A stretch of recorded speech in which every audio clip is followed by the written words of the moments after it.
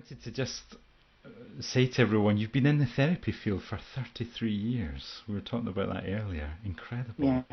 Yeah. I've been teaching supervision for 33 years. I've been in the therapy field since 1976. So that's 36 years. Wow. Yeah. That is a considerable amount of time, I guess. Well, actually, it's not true. I've been in the therapy field for 65 years. Okay. I was what they call a fetal therapist. That sounds interesting. Yeah. So your whole life, Robin, I guess, has been in the service of the other? Well, that's too altruistic. It's just I'm obsessed with trying to understand. I wouldn't call it service of the other. Okay. Well, that sounds very modest to me. The other thing I wanted to draw attention to is your book Supervision in the Helping Professions, and it's just been re-released, I guess. So that's Saz was going to put the link to your website that has details of the books that you've written, and I guess that's very current for you, that re-release.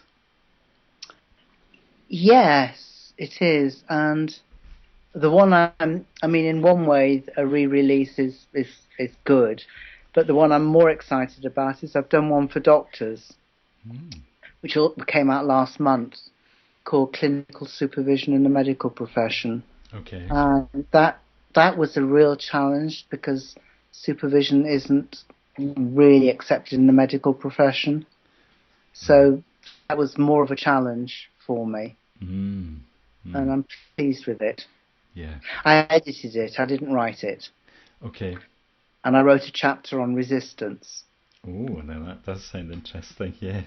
Yeah. In fact, it could be very relevant to the supervisory relationship, looking at when you meet resistance, what do you do? Yeah. Okay. So that's something for us to bear in mind, yeah? So that's a question that we can hold on to tonight. Sure. Yeah. Okay. That sounds great.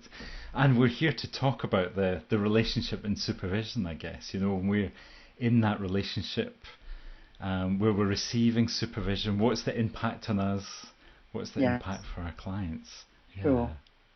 We've got some questions in already. Should we do that first, or did you want to make some comments? Okay. No, go for it. So, some thoughts about what you think about having supervision from someone who uses a different approach to counselling. Different approach to counselling. Okay, so the thrust of our talk together is about relationship.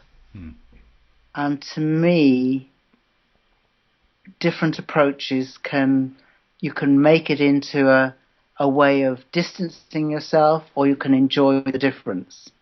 Okay. So if you say you're a behaviorist or something, I don't know, I could either go, oh, that's interesting, I have a very different viewpoint, let's see what we can learn from each other, or I can go, he's a behaviorist, right, he can't see sense. Okay. Yeah. You know, so in a way, I don't consider, maybe I'm being a bit glib here, and if I am, I'm sure the person will come back to me, but in a way,